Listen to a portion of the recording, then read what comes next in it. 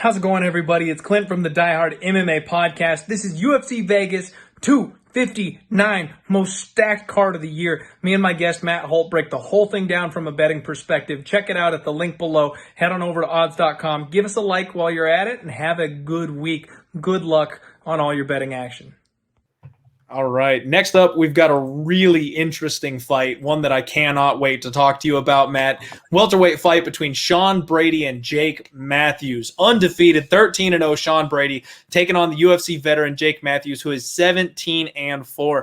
And these guys are almost like they're looking in a mirror here, Matt, don't you think? Yeah, I do. I actually like Mathews a bit here. I mean, at that price, how can you not like Mathews a bit? I just think it's at plus 200 on Mathews.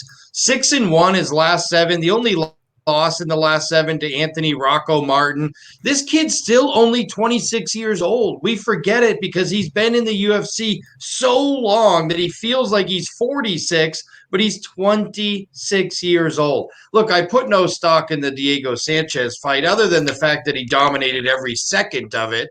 I mean, there wasn't 1 second of success for Diego Sanchez in that fight. But even before that, I think he's had a recent run of good performances. You know, anytime you go 6-1 in a 7-fight run in the UFC, you're doing something because you're not going to get 5 cupcakes in 7 fights. So if you've won 6 of 7, you're accomplishing something. And I just think Brady doesn't have a ton of experience. He hasn't been in there with a ton of huge guys. I mean, I don't know, Christian Aguilera in the last one. Whatever, that's okay. That guy's tough, and he had a knockout in his fight before that against a guy a lot bigger than him, so okay. But at the end of the day, Mathews' wrestling is starting to become elite, and his striking is a little bit better. And at plus 200, I don't know that the gap between these two is very wide. I mean, I don't love Mathews. He's a hard guy to lay as a big favorite, but you know what he does every time he's a big favorite? He wins. So, I mean, this is a guy that always gets it done when he's supposed to. At the end of the day here, there's no way I could lay 240 with Sean Brady in this spot. I think these two are pretty close. Yeah, and that's kind of where I'm struggling. Like I said, I kind of feel like they're looking in a mirror. Brady is the hot hand right now. This is the guy that everybody is all over and everybody loves because he's done nothing but be a wrecking ball since the moment he stepped into the cage.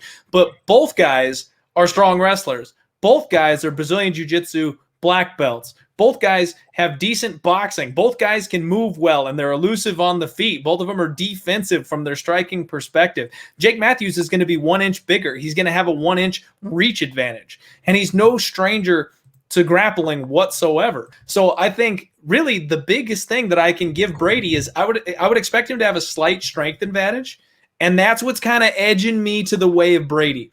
I like the check left hook that he has, and he's got that back, man. If you see that guy, he is double broad from the back because of his wrestling. Brady is more wrestling. Mathews is more jiu-jitsu, and that's kind of where I navigate a little bit. I would like Brady here, but I would only like him at like minus 150. I don't want to lay this big of a price tag on him. If anybody's been watching this one, Jake Mathews was plus 245 on the opener, and he's been bet all the way down to plus 175. Lots of money coming in here in the underdog. So from a betting perspective, I think this is Mathews or pass, but at the end of the day, I do still think Brady gets his hand raised.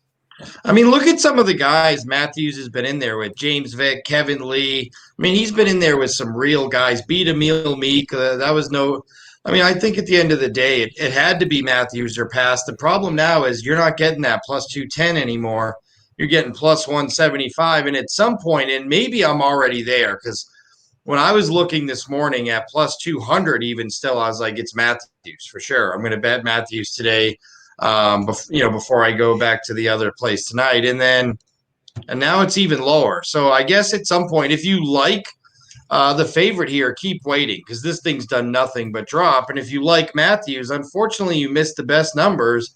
It's kind of in a tricky spot. And we're only on Monday of fight week. So maybe this thing has some fluctuation left in it.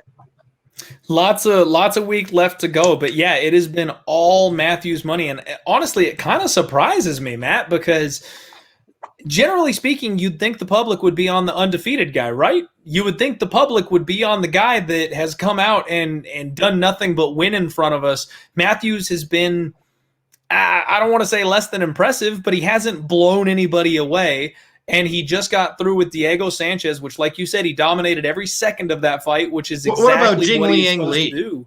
Jingliang Li looks like a good win right now. That looks like a great win right now. Yeah. I mean, everyone wants to rip every win. I think if you looked at these two resumes, the most impressive win by either guy is Mathews' win over Jingliang Li. I would agree. I think my only issue with that, though, is that was back in 2018. I find it strange that the money is all coming in on Mathews right now. Maybe it swings back the other way when the public starts getting involved on, Thursday, Friday, when it's a little closer to fight time. And maybe this is actually just sharp money. But I have a hard time with this one. I do think at the end of the day, the wrestling and the strength of Brady is going to make the difference. So I'm going to pick him to win. But unless I can get my number, unless I can get him all the way down at minus 140, minus 150, something like that, I'm definitely not going to be betting this guy.